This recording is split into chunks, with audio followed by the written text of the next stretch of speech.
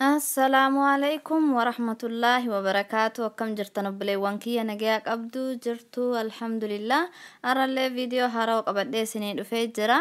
Arra viidiyoo nan qabadhee isinii dhufee warra fuula keenya ima qulqulleessinaa wanti YouTube irratti hojjetamu kana mara kaanii kaanitti dibnaa garuu fuulli nuuf hin qulqullaa'u nuun bareedu finniis nurraan badu maadiyaatiin nurraan badu wama isaatiyyuu wallaallee wanti asirratti barsiisamu kun hundi kijiba. Kijiba haga jedhan takka haga gaan takka warra akkas rakkatee fi rakkinna fuulaatiif furmaata isa akkamitti akka fuula keenya yeroo gabaabaa keessatti qulqulleessuu dandeenyu isiniif hima inshaallah. Haga gama viidiyoon deemneen duratti warri viidiyoo kiyya kanaaf haarawaa taatan subscribe gochuu hin dagatina. Warra amma dura naaf gootanii nafaana turtanis galatooma galanni keessan guddaadha akkanumaan nafaana turaa isiniin jedha. Barumsaan asirratti isiniif qoodu kana yoo jaallattan obboleewwan keessaniif illee sheer godhaadha akka namni baay'een irraa fayyadamuuf inshaallah. Fuula keenya irratti wannummaan xiqqoon isii haguma firee xaafiyyumaaf hin taane wanda akka fuula keenya irratti bahuun barbaannu yoo inni nu bahe immoo ofirraa balleessuudhaaf akka malee nu yaachisa.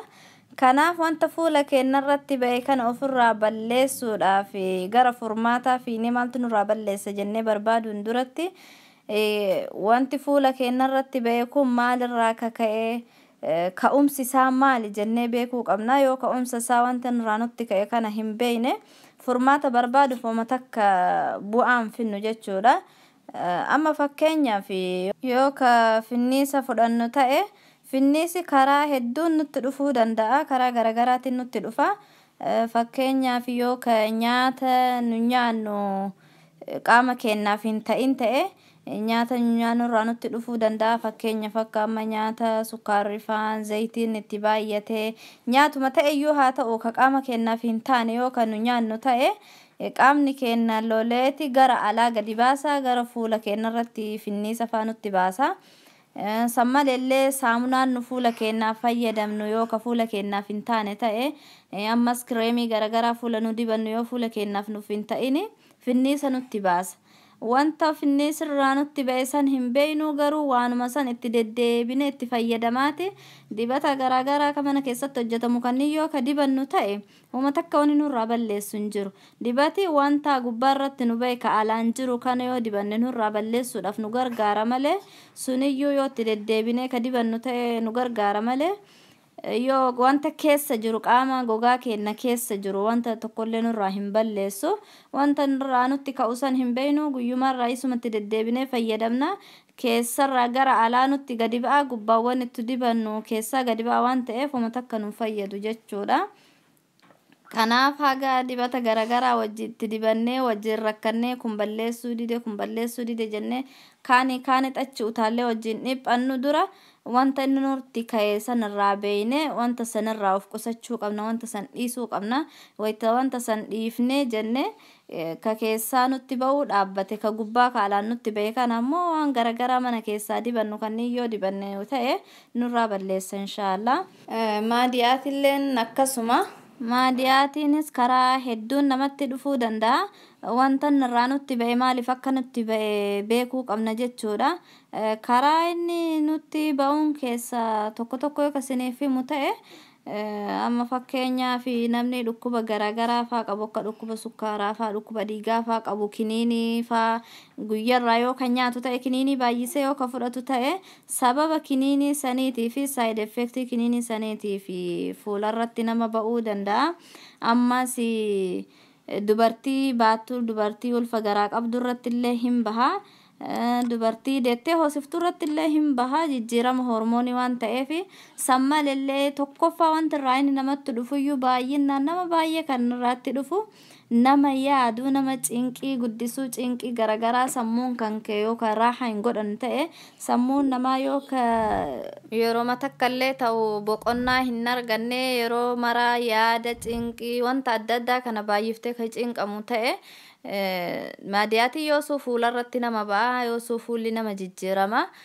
Ammallee dubartii maal jedhama iyyuu qusannaa maatii qusannaa maatii jedhanii daha faawati qofa addaan fageessuudha filmoo fa addaan fageeffatuudha fi qoricha fudhatanii dubartiin qoricha san fudhattullee sababa side effect qoricha saniitii fi maadiyaatiin fuularratti ba'uu danda'a. Ofirraa balleessuu fi wanta inni irraatti dhufu waa hedduutu jira kana malee kabiraalleen hin jira. Kana beeyteeti wanti inni irraatti dhufe kana beeyteeti eegasii gara furmaataa deemuu dandeetti jechuudha. Ammas hirriba dhabuun fuula keenya nu jalaa balleessaa walitti shuntursiisee akka fuula osoo hin ga'inii nu jalaa dulloomuu tokko nu jalaa godha. Hirriba gahaa argatuu qabna sammalillee harka keenya fuula keenya amma harka keenya yoo ka xoxoqnu ta'ee asuma achi kaamee micciirru ta'e fuulli dafee walitti nu jalaa shuntur jedha. Fakkeenyaaf amma fuula oilii qabu fuula nama qibaatii qabu zayitii qabu jechuudha.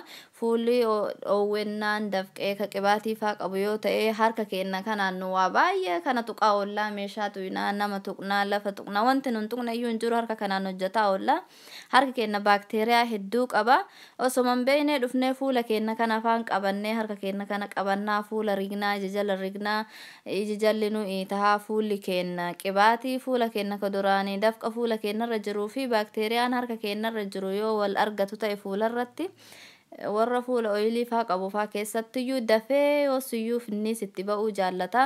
Baakteeriyaan lamiin wal argatee jennaan fangasii uumaa achirratti finniis itti ba'a. Harka keenyallee baay'ifnee gara fuula keenyaa kana geessuu ofirraa xiqqeessuu qabna jechuudha. Wanta fuula keenya nu jalaa balleessu keessaa tokko harkuma keenya. Ammas fuula keenya qulqulleessina jenneeti yoo guyyarraa guyyatti yeroo 2-3-4 ka saamunaadhaan dhiqaa oollu ta'e saamunaan fuula keenya nu jalaa goggogsa. Warra fuulli isaa gogaa ta'e faa saamunaa yoo fuula keenyatti baay'ifnee jedhe hagumaaf iyyuu nu jalaa goggogee wanta adii wayii baasee fuulli keenya bareeduma isaa dhiisee nu jalaa fokkatuutti nu jalaa deebi'a. Kanaaf fuula keenya yoo dandeenye guyyatti yeroo takka qofa saamunaadhaan dhiqachuu qabna. Yoo dide ammoo guyyatti yeroo lama ofitti baay'isuu miti. Sanumayyuu wayituma dhiqanniyyuu saamunaa yeroo takka qofatti dibuu qabna. Akka uffata dhiqanitti saamunaa ammatti baay'isuu miti. Bareedaa miti saamunaan hin luqqisa. Bishaan nu fuula keenyaan dhiqannus bishaan jiddu galeessa ta'uu qaba. Ka qorraas hin ta'in ka oowwaas hin ta'in. Bishaan oowwaadha yoo kan nu dhiqannu ta'e gogaan keenya hin lolaa walitti shuntur jedha. Yoos iyyuu osoo nu hin beekne fuulli keenya akka nama dulloomee walitti nu jala bubbutama. Bishaan qorraalleen akkasuma fuulaaf bareedaa miti fuula ifuu walitti buta qabbana saneen fuulli walitti nama jalaa bubbutama. Kanaaf bishaan waan tahin qabbanaa waan tahin bu'aawaa jidduu tana jirutti fayyadamuu qabna.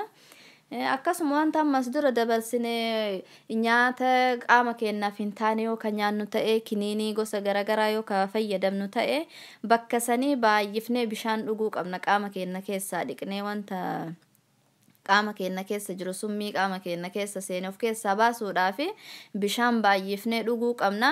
Yoo ka saamunaan kiriimiin gosa adda addaa kan nu dibannu kunniin nuun taane ta'e ofirraa dhiisuu qabna waan san hundayyuu jechuudha.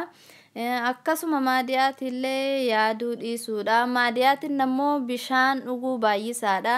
Yaada cinqii garaagaraa ofirraa dhiisaadha. Sammuu keessarraa haa godhaadha. Inshaallah yeroo gabaabaa keessatti wanta diddibatamu mana keessatti hojjetamu kanneen kasinirra gubbarratti sin bahe ofirraa qulqulleessuudhaaf fayyadamaadha. Keessan qulqulleeftanii gubbaa keessan ammoo wanta sinirratti bahe waan dibata garaagaraatiin yoo ka qulqulleeftan ta'e yeroo gabaabaa keessatti rakkinna fuulaa hundi sanirraa bada inshaallah abdii guutuu qaba.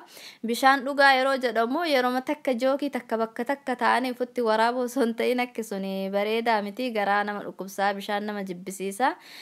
Kanaaf bishaan amma guyyatti itti deebinee amma burcuqqoo takka eegamma yoo dhugnee xiqqoo turree ammallee deebinee gimmaasha dhugnee xiqqoo turree takka dhugne akkasitti guyyaa kana nyaata nyaannurra bishaan yoo dhugne dhuguu yoo baay'ifne bareedaadha qaama keenyaa fi qaamni keenya dhiqamee qulqullaa'ee dhiigi keenya qulqullaa'aa rifeensa keenyaafillee kalee keenya qaamuma keenya hunda isaatiif iyyuu bishaan bareedaadha itti fayyadamaa siniin jedha. Ka'umsa rakkina keenyaa bakka beeyneeti keessa keenya qulqulleessinee furmaata isaa barbaaduudha. Kana goona yeroo gabaabaa keessatti rakkina fuula keenya hundaanurraa bada inshaallah. Kana fakkaataa obboleewwan keessaniifillee yoo jaallattan share godhaa, like, share, comment, subscribe gochuu hin dagatina. Aga viidiyoo biraatiin walitti deebinutti arraaf assalaamu alaykum wa rahmatullaahi wa barakaatuh.